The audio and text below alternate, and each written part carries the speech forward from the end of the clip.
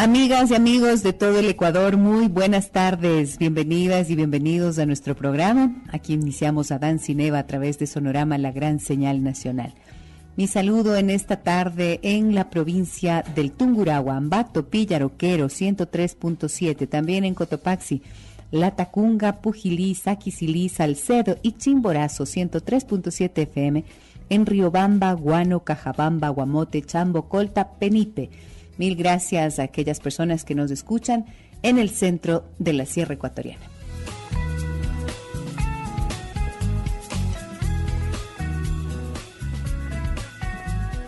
Vamos a iniciar con música y luego daremos desarrollo a este tema. Orar es hablar con Dios. Meditar es escuchar a Dios. En Adán Cineva, reflexiones.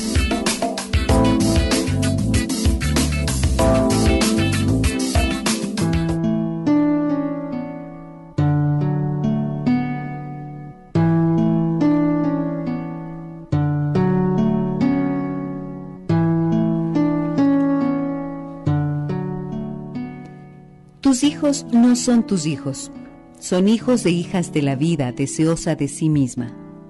No vienen de ti, sino a través de ti, y aunque estén contigo, no te pertenecen. Puedes darles tu amor, pero no tus pensamientos, pues ellos tienen sus propios pensamientos. Puedes abrigar sus cuerpos, pero no sus almas, porque ellas viven en la casa de mañana, que no puedes visitar ni siquiera en sueños. Puedes esforzarte en ser como ellos, pero no procures hacerlos semejantes a ti, porque la vida no retrocede ni se detiene en el ayer. Tú eres el arco del cual tus hijos, como flechas vivas, son lanzados. Deja que la inclinación en tu mano de arquero sea para la felicidad.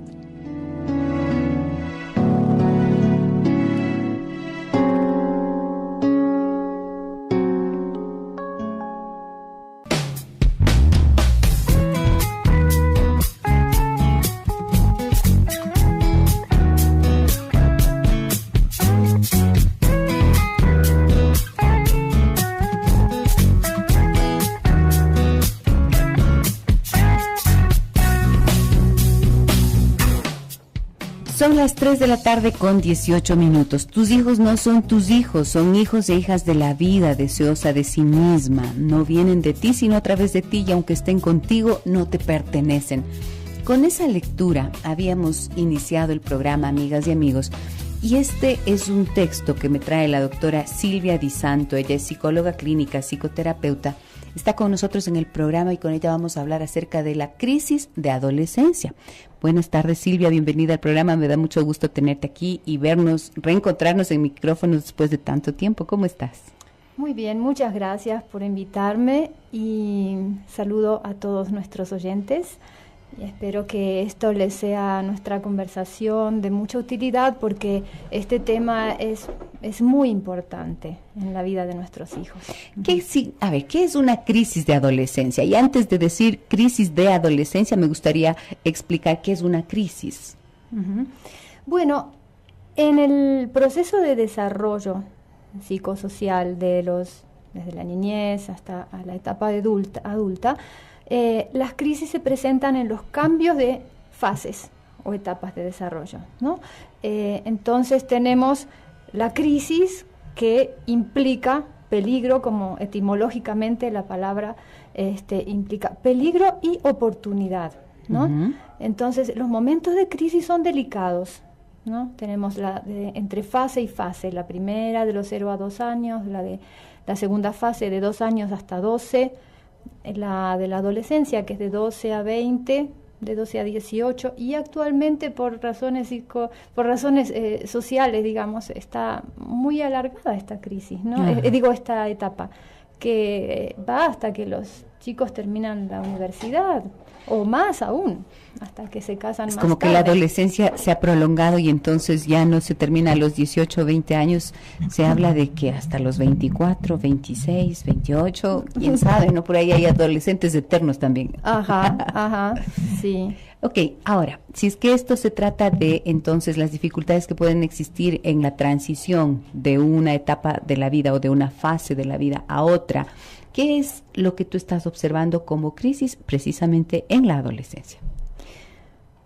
Esta etapa es muy delicada porque implica un cambio muy grande, ¿no?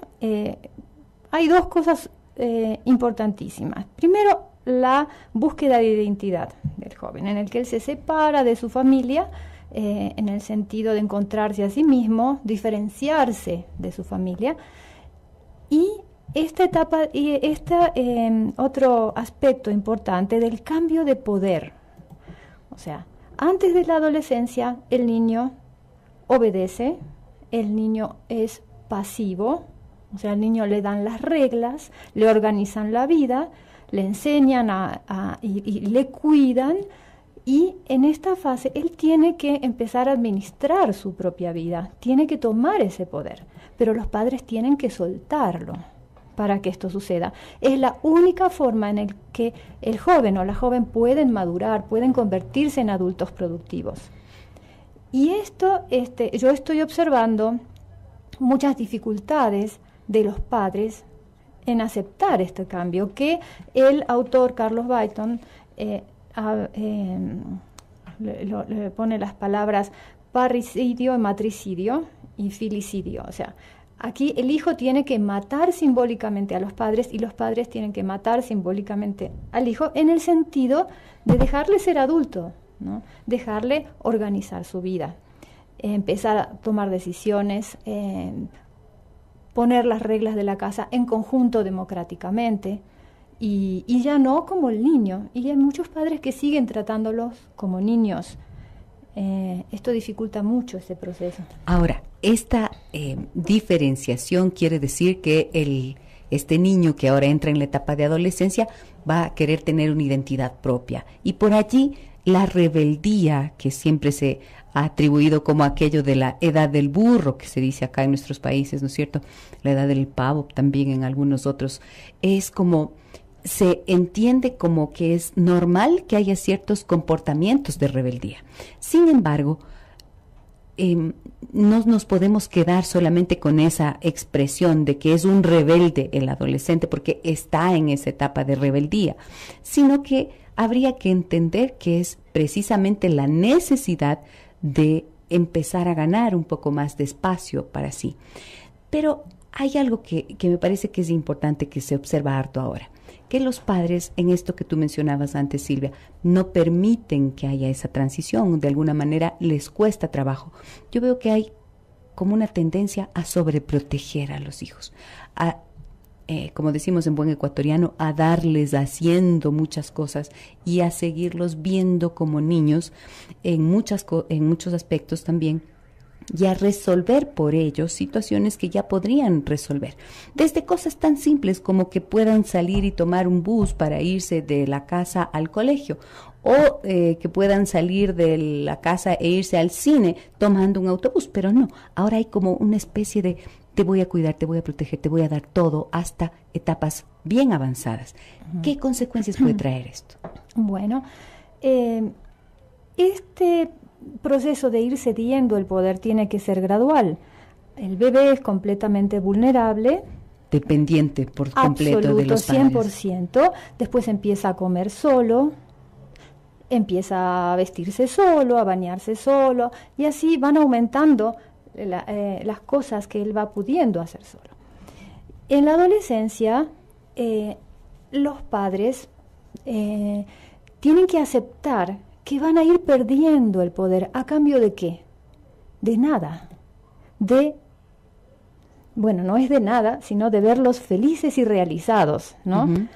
Pero ceder este poder para los padres no es fácil, muchas veces, ¿no?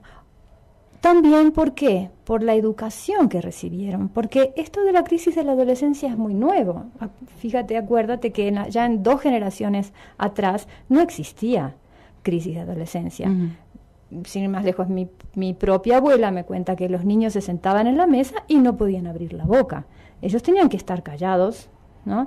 Y ahora todo ha cambiado, los niños hablan y son demasiado, ya se van al otro extremo, que son irrespetuosos. En donde tienen el poder también. Sí, eso ya es el otro extremo, ¿no? Entonces antes no existía crisis de adolescencia. Los adolescentes no elegían, por ejemplo, su vocación. El padre en épocas atrás, en muchas familias hasta hace 2 generaciones, si el padre era tal cosa, el hijo iba a hacer lo mismo, eso ni se cuestionaba. Todo este asunto del qué quiero ser, quién soy, esto es nuevo. Es relativamente nuevo, nos estamos acostumbrando a estos cambios. Antes les elegían las parejas en tiempos más antiguos, que son cosas que la sociedad ha venido tornándose más democrática, reivindicando los derechos de la mujer, de los niños, de los adolescentes. De los adolescentes y de todos los que eran marginados, ¿no? Entonces esto es algo nuevo, ¿no? Pero entonces los padres tienen dificultad en hacer esta transición, ¿no? Porque es una cosa absurda, yo veo que es absurdo en nuestra sociedad, que no se les enseña, no hay escuela para padres. Fíjate que una persona para ser médico, para ser ingeniero, estudia ¿cuántos años? Pero para formar una familia, para formar un ser humano, un niño, para mantener una relación de pareja, habría que aprender tantas cosas. No, por supuesto. Y no nos enseñan. Y entramos y la gente va a hacer los casamientos y festeja con grandes fiestas sin saber que van totalmente ignorantes de cómo se realiza una buena comunicación, cómo van a lidiar con los problemas que traen en su personalidad de sus propias familias no resueltos, cómo van a interactuar, cómo van a educar a los hijos, qué son las etapas que el hijo va a pasar y qué necesita. Eso no se aprende. Y por eso se cometen tantos errores. Efectivamente. Ahora, si es que se hace este detenimiento, esta dificultad en la etapa de adolescencia, ¿cuáles son las consecuencias para el chico? Para el chico que, por ejemplo, está recibiendo esta sobreprotección de los padres, que de alguna manera ve que papá y mamá les cuesta trabajo dejar de hacer cosas por ellos y soltarles, como tú decías. ¿Qué repercusiones tiene para ellos? ¿Qué efectos? Bueno, soltarles no significa abandonarlos o no ponerles límites, porque el adolescente lo que más necesita es que sus padres estén firmes y con una visión clara de lo que consideran bueno o malo, no en el sentido moral, sino bueno para la personalidad, para el hijo, para su desarrollo. Los padres tienen que estar firmes y poner límites, pero toda sobreprotección implica tú no puedes. Entonces, cuando están haciendo cosas por ellos, están impidiendo su desarrollo. Pero el problema más grave que yo observo no es solamente la sobreprotección, sino la represión a la crisis de adolescencia. Cuando los chicos se ponen actuar con irrespeto, desacato, irreverencia, o se ponen agresivos, caer en la represión, en considerar que eso es, no darse cuenta que eso es normal, que es como los granitos en el sarampión, tiene que pasar.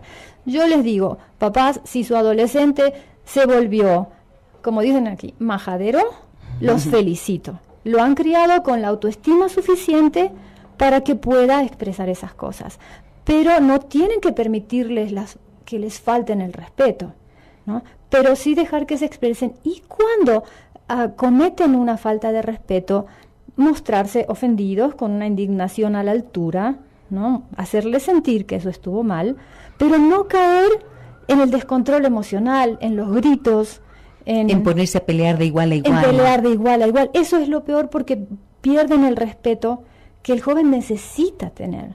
El niño y el joven necesita mantener ese respeto por los padres. Esto me parece bien importante, porque precisamente una forma en la que los padres podemos perder el respeto de los hijos es cuando ellos nos ven fuera de control. Absolutamente. Y estar fuera de control quiere decir empezar a actuar precisamente como un niño o como un adolescente. dando de gritos, insultando, maltratando, violentando a los chicos. Y hay que comprender que sea como sea, aunque el niño o aunque este adolescente esté actuando de forma irrespetuosa, la jerarquía que existe está ahí presente. O sea, papá está arriba, mamá, el hijo está abajo, ¿no es cierto? Papá, mamá están arriba, el hijo está abajo, y lo que están haciendo es, si bien reaccionando, los padres no van a lograr que esa jerarquía o que esa autoridad se mantenga si es que bajan al nivel emocional precisamente de un niño o de un adolescente. Ahí perdieron, absolutamente ya perdieron el respeto. Y lo importante es que cuando el padre diga algo, porque hay que recordar que en la adolescencia ya no se pueden imponer las normas, no vas y punto, o haces esto y punto. Eso es una falta de respeto a la persona de este adolescente. El adolescente es otro ser. Ustedes no irían al vecino a decirles, ponte esto, quítate esto, o ven a tal hora. Bueno, pero creen que los hijos, muchas veces, muchos padres creen que son extensiones suyas y no respetan su ser, que ya ahora está convirtiéndose en un individuo. Entonces las normas tienen que ser negociadas democráticamente, y cuando hay una norma que no puede ser negociada, el padre la impone, pero explicando con respeto por qué. O sea, mira, esto no te puedo dar permiso para esto, porque realmente en mi rol de padre, con la responsabilidad que tengo de cuidarte, yo considero que corres un peligro, entiendo que te sientas frustrado o frustrada, y se le explica de esa manera, ¿no? La explicación es clave, porque si es que no hay explicación, ese no porque no es autoritarismo. Ajá. Y eso es precisamente lo que combaten los chicos. La doctora Silvia Di Santo está con nosotros en esta tarde, amigas y amigos. Tienen consultas, tienen preguntas que hacer sobre este tema. Por favor, pueden ustedes enviarnos sus mensajes de texto al 9098, escribirnos en Facebook en Giselle Echeverría Castro, o llamarnos al 243-9231. Voy a la pausa comercial, volvemos enseguida. Alcaldía Metropolitana. Fin de espacio publicitario. Gisela Echeverría en Adán sin Eva.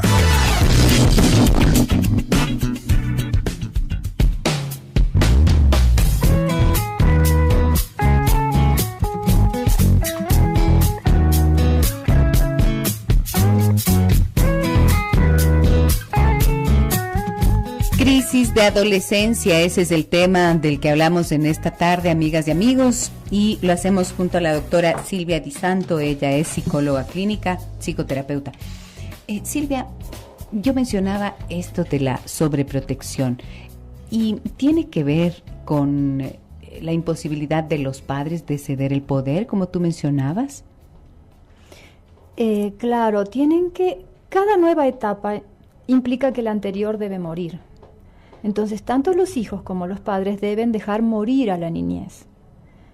En la niñez el niño es obediente, se le imponen las normas, las reglas, lo cuidan.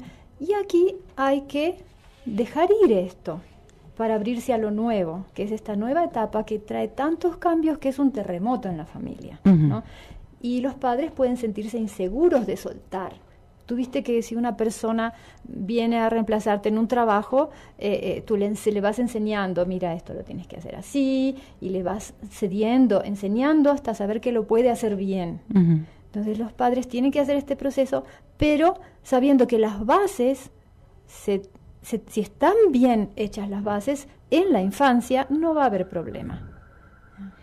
El problema es cuando las bases de la infancia no están, los cimientos bien puestos. ¿Y qué significan las bases? ¿Cuáles serían esas bases que tienen que estar bien puestas en la infancia? Por ejemplo, la cuestión del cuidado, del amor a sí mismo, desde el lavarse los dientes hasta bañarse. Y mantener el orden en la habitación. Sí, pero el cuidado del amor a sí mismo. Si los padres no generaron una buena autoestima en el niño, este amor a sí mismo no se va a dar. Entonces pueden las chicas caer en promiscuidad sexual, o chicos y chicas en las drogas, porque no van a tener incorporado ese amor propio.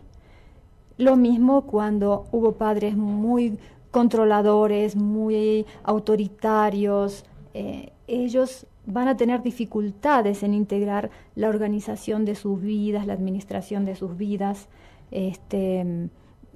estas bases entre la organización, el orden y el amor y el cuidado a sí mismo, son cosas que se aprenden, después fluyen naturalmente en la adolescencia.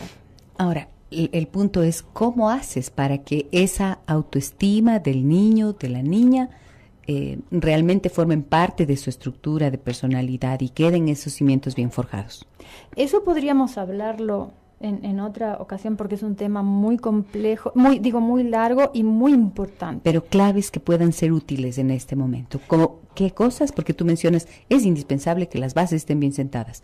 Ahí va autoestima. Por ejemplo, la autoestima es generar en el niño la sensación del valor que él posee, del valor y de que se ame a sí mismo. La autoestima es esa sensación que cada persona siente a solas consigo, ¿no? Y que le permite enfrentar derrotas en la vida. La persona que no tiene buena autoestima se desmorona, ¿no? Entonces en la adolescencia vienen muchas pruebas. Si tiene una buena autoestima, si sus sentimientos fueron aceptados, por ejemplo, la autoestima necesita que se acepten los sentimientos del niño, incluso los negativos. Uh-huh. Entonces, cuando no se aceptan esos sentimientos negativos, se reprimen, el niño sí tiene que anular una parte de su ser, se siente malo, tiene que esconder. Y esto en la adolescencia surge de nuevo, ¿no? Pero de manera intensificada. El 243-9231 están a su disposición y acá en el correo electrónico adancineva@sonorama.com.es me dicen lo siguiente, me dice: Gisela, el problema que yo tengo es que mi esposo es demasiado duro con mi hija. Es demasiado duro con mi hija y por mucho que yo le digo que tiene que flexibilizarse, él no le da permiso y ella ha empezado y ella ha empezado a enfrentarse con él. Yo no sé qué decirle para que él mejore y para que ella le respete. Gracias por la atención. Lourdes me dice. Muchas gracias, Lourdes, por su comunicación. ¿Qué nos dices de este mensaje, Silvia? Este padre le haría mucho bien a su hija si flexibilizara, porque las consecuencias pueden ser muy peligrosas. Cuando el hijo no puede polarizar con los padres, o sea, contestarles, porque son muy autoritarios e inflexibles, el problema es que vaya a hacer su crisis de adolescencia fuera y que caiga en cosas muy peligrosas. Los hijos necesitan tener confianza con los padres. Papás, por favor, no pierdan ese contacto con los hijos, no pierdan esta intimidad emocional de que ellos puedan abrirse y contarles sus cosas, porque si están expuestos a muchas cosas que después no les cuentan.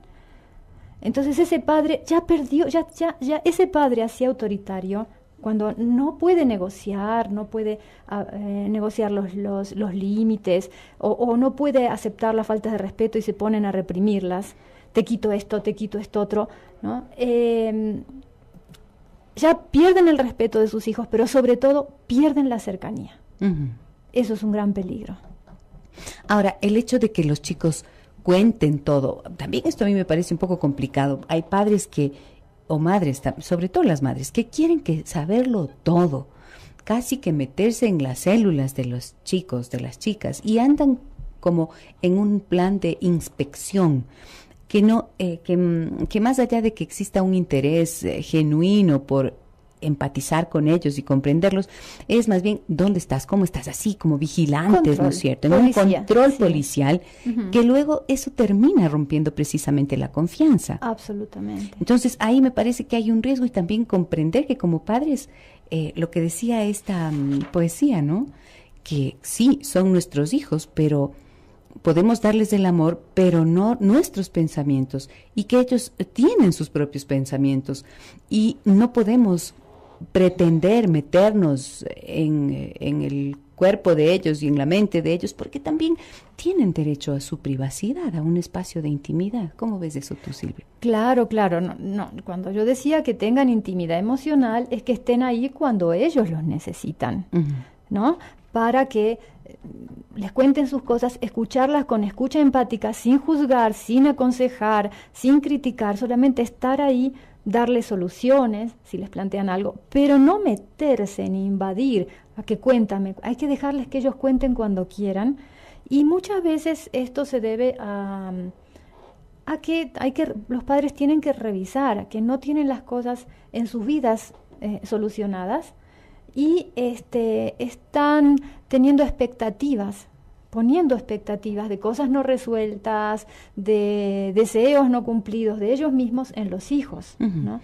El otro día me contaba una joven de 28 años ya, una mujer joven de 28 años, porque vive con la madre, y ella me decía que desde que ella tuvo 14 años, la madre hurgaba en sus cosas, le leía los diarios, le revisaba la ropa interior, ella decía, me anda expulgando todas las cosas, ¿no es cierto?, para saber en qué ando. Esto me preocupa a mí. Es como si los padres entendieran que atravesar la adolescencia de los hijos, y esta ya era una mujer de 28, pero venía con el problema desde los 14, es como que tuvieran que andar siempre en permanente sospecha de un comportamiento terrible de los hijos. Yo esto lo veo mucho en la consulta. Se vuelven policías que están controlando y que ya están partiendo de la base de que son malos y que van a hacer algo malo, no están confiando en ellos. Y básicamente he visto, Silvia, no sé, que lo malo se asocia al inicio de la vida sexual, ¿verdad? Y al consumo de alcohol o drogas. Claro, yo creo que los padres viven como en un terror de que los hijos ingresen a esos universos y que inicien, por ejemplo, la vida sexual tempranamente con todas las consecuencias que no quisieran tener en eso. Y allí es como que no encuentran la forma de enviar un mensaje que sea de protección, de autocuidado, sino que desde esta postura claro, están usando más bien intrusiva, la palanca al revés, porque los padres rígidos lo único que ganan es que los hijos les mientan. Cuando el hijo tiene que mentir, está contaminando su alma, porque la mentira a la psicopatía hay un paso, a la delincuencia. O sea, ¿por qué tienen que mentir? La mayor parte de las veces que yo observo mucho en la práctica es que cuando los hijos mienten, tienen padres rígidos. Y tienen miedo de las consecuencias, de ser juzgados, de ser sancionados. Sí, cuando lo que pueden hacer es, como dije antes, una buena autoestima, que ellos se respeten. Y ellos no van a caer ni en estas cuestiones de las drogas ni de la sexualidad, cuando ellos tienen bien plantadas las raíces de la autoestima, del valorarse a sí mismos, de buscar, por ejemplo, en la sexualidad, no cosas promiscuas, sino realmente buscar la intimidad emocional, una relación, que eso lo van a poder hacer cuando son mayores, ¿no? Y no a los 13, 14 años. Ahora, tú dijiste, es necesario para eso tener una comunicación. Ya, y esa comunicación, ¿qué características debe tener? Debe tener la característica de una escucha empática, o sea, ponerse en los zapatos del otro. No pretender que el otro piense como yo, aceptar que es un ser separado, no es mi extensión, mi hijo. Despojarme de todos mis criterios y mis ideas y ponerme en los zapatos de él, tratar de comprender cómo es su mundo y no juzgarlo. Que se sienta, hacerle sentir comprendido cuando nos cuenta algo, cuando nace de él contarnos algo, no estar investigándoles como tú dijiste, pero cuando se abre y nos manifiesta un problema, no meternos a aconsejarlo, a decirle haz esto, aquello, sino, y no has pensado tal cosa, darle ciertas alternativas, preguntarle y darle unas reacciones desde lo que siento, ¿no? Cuando hacen cosas mal, por ejemplo. ¿Qué significa? Y no de los juicios, no decirle, eres un desordenado, porque sino decirle, este desorden ya me molesta, no decirle, eres mentiroso, sino, si nos mintió, revisar nosotros por qué nos mintió, y decirle, mira, si tú me mientes, la próxima vez que digas algo, no voy a tener confianza en ti, pero sobre todo analizar por qué nos mintió, ¿no? Y bueno, estos son algunos tips, hay muchas cosas más. De alguna manera, en definitiva, se trata de que, empezando por la escucha, quiere decir estar abiertos a entender y a conocer quién es el hijo nuestro, ¿verdad? Porque hasta esa etapa de la vida, antes de la adolescencia, nosotros es como que hubiésemos puesto un montón de cosas en ellos, como un vaso vacío o como una hoja en blanco en donde hemos escrito un montón de cosas. Pero ya ese vaso ha llegado a un nivel y desde siempre ese vasito puede decir cosas y puede sacar cosas de sí que nos hacen entender que este es un ser humano, y es un ser humano que piensa, que siente, que tiene una palabra, que tiene también unas ideas, ¿no es cierto? Unos sentimientos que merecen absoluto respeto. Y creo que ese aprendizaje, dejar de ver a los niños y a los adolescentes como alguien que no piensa como uno porque no es grande, creo que es toda una ruptura de un modelo de pensamiento antiguo. Yo les preguntaría a muchos padres, ¿cuántos amigos tuvieran si los trataran como tratan a sus hijos? ¿Se atreverían a tratar a un amigo así? Muchos padres humillan a los hijos, sí, los descalifican, los invaden. Hay casos de, qué sé yo veo a veces 2 mujeres conversando y una niñita callada 45 minutos, no la incluyen. A ver si con ustedes se atreverían a excluir a una persona adulta. O sea, hay unos presupuestos que están equivocados, ¿no? Y esto es muy peligroso. Es muy porque anula a la persona. ¿Yo puedo contar un caso? Tenemos poquitos minutos, pero tengo una pregunta que me hacen acá en el 9098 y me dicen: buenas tardes, soy María, tengo una hija de 14, le doy toda la confianza, pero ella no me cuenta nada. Por más que he hablado para que confíe en mí, no lo hace, y papá y mamá para ella, en mí no lo hace, ni con papá ni con mamá. Para ella, pero se me hace difícil, no comprendo. ¿Soy papá y mamá, será? Soy papá y mamá para ella, pero se me hace difícil. Complicado. 14 años, ¿qué significará que le doy toda la confianza? Muchas veces uno dice, confía en mí, confía en mí, confía en mí, pero el decirlo, confía en mí, no es suficiente, ¿no? Es como que hay que revisar qué parte de la comunicación está impidiendo que el mensaje llegue como con confianza. ¿Qué es lo que tú has visto en estos casos, Silvia? Lo que he visto son, los jóvenes captan mucho, los niños, los jóvenes, las incongruencias. Entonces, la incoherencia existencial. Entonces, hay que ver si ella puede mostrarse abierta, pero en su lenguaje no verbal, la hija siente que eso no es tan real. El mejor regalo que los padres le pueden dar a los hijos es la autoestima, que es la mejor herencia, pero basada, ¿en qué se basa esto? En que los propios padres sean coherentes y se permitan ser felices. Entonces, el hijo va a sentirse con derecho a buscar su felicidad también y a ser ellos mismos, porque es lo que hacen los padres. Pero esos padres que se sacrifican, entre comillas, y se niegan a sí mismos por los hijos, les están dando algo muy terrible, esta culpa de que hay que sacrificarse y que ellos no se van a permitir tampoco buscar su felicidad. Entonces, ¿quién sabe? Esta pregunta es difícil porque habría que tener más información, pero yo le invitaría a preguntarse si reconoce, se identifica que hay una verdadera coherencia en su vida.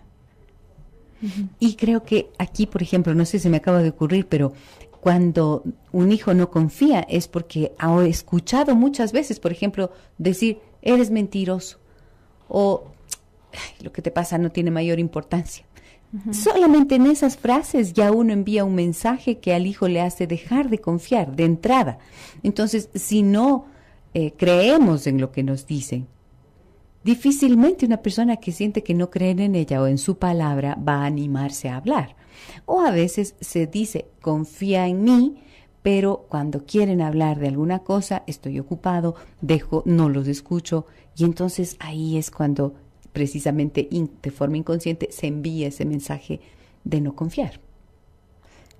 Claro, claro, y también en la no aceptación de sentimientos negativos, porque si no se trabajaron bien en la infancia los sentimientos negativos, aceptando que son normales y que no hay que dejarles hacer lo que quieran, pero sí sentir rabia.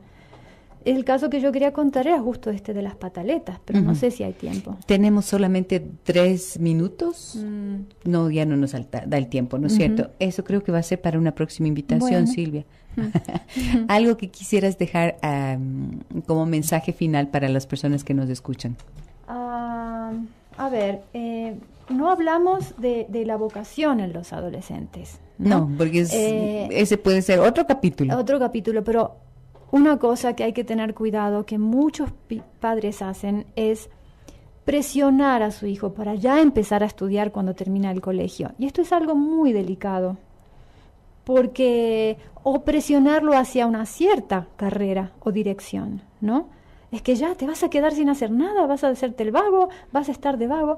Pues que trabaje un tiempo si no sabe bien lo que quiere, pero he visto muchos jóvenes que están estudiando carreras que no quieren y se enferman realmente, ¿no? O la terminan a disgusto para darle el título a los padres y después buscan lo que quieren hacer. Entonces, esto es un tema muy delicado, el de ¿qué quiero ser en esta vida, en este mundo? Encontrar mi lugar, ¿cómo voy a aportar yo, encontrándome en mí mismo, luego aportar a la sociedad? Esto es todo un camino que se hace en la crisis de adolescencia, de encontrarse, ¿no? Y que no termina, porque no es que ya uno sabe quién es a esa edad, está lográndolo, ¿no? Y el respeto y el cuidado hacia este ser que está floreciendo. Hay una cosa pequeña de Jung que dice que cada ser es como una semilla, y una semilla de naranjas va a dar un árbol de naranjas, y una semilla de manzana, un árbol de manzanas, y no podemos forzar al ser a que sea lo que no es.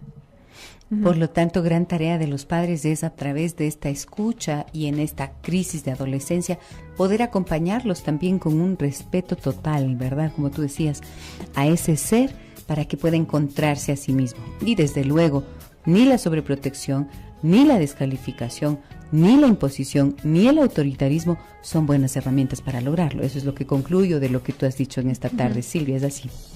Muchísimas gracias por acompañarnos. Gracias por la invitación.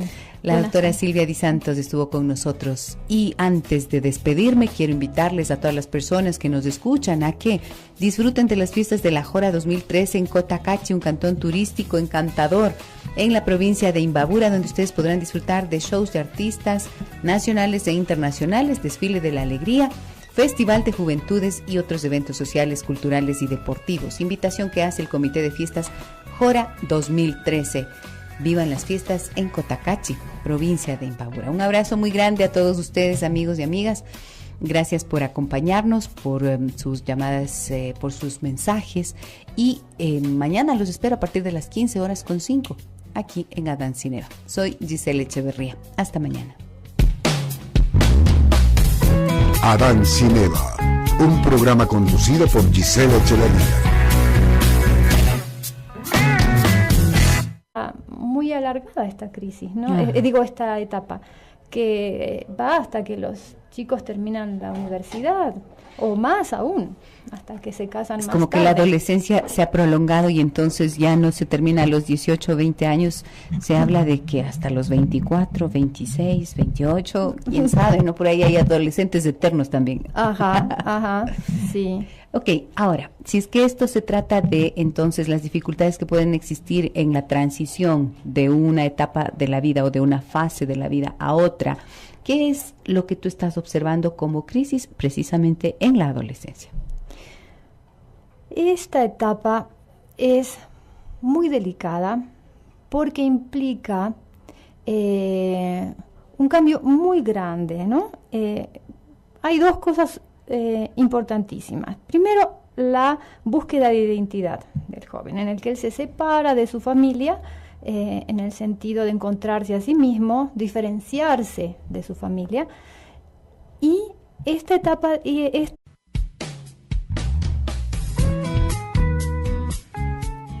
Amigas y amigos de todo el Ecuador, muy buenas tardes, bienvenidas y bienvenidos a nuestro programa. Aquí iniciamos Adán Cineva a través de Sonorama, la gran señal nacional.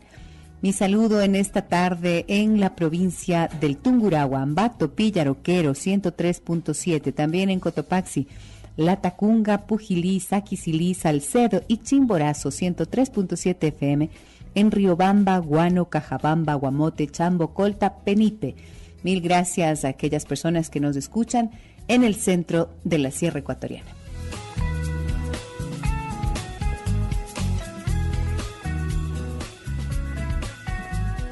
Vamos a iniciar con música y luego daremos desarrollo a este tema. Orar es hablar con Dios. Meditar es escuchar a Dios. En Adán sin Eva, reflexiones.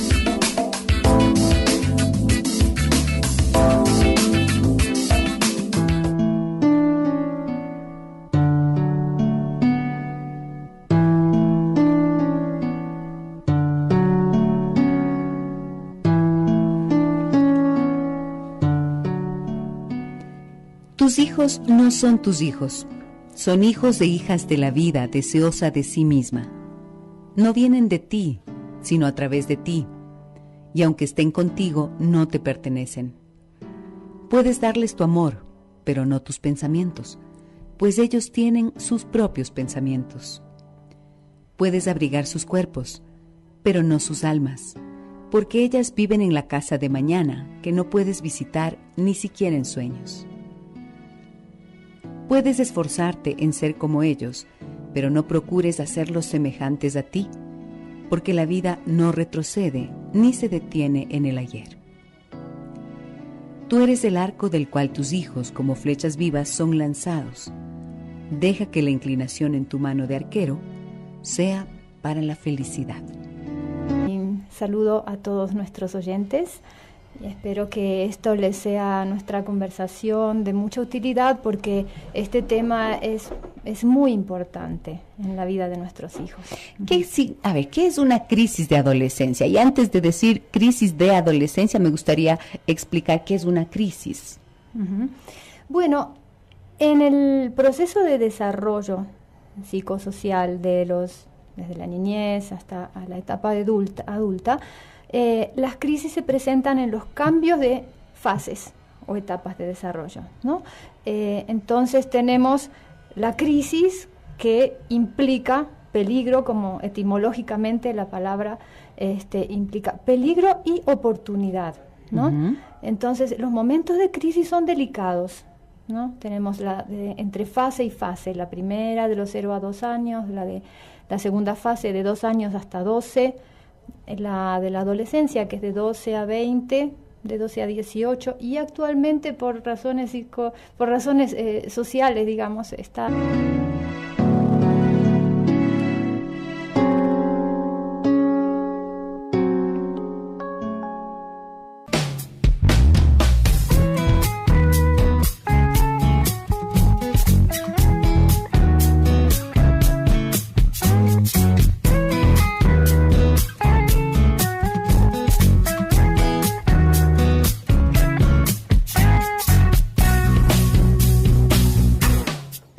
Son las 3 de la tarde con 18 minutos. Tus hijos no son tus hijos, son hijos e hijas de la vida deseosa de sí misma. No vienen de ti, sino a través de ti, y aunque estén contigo, no te pertenecen.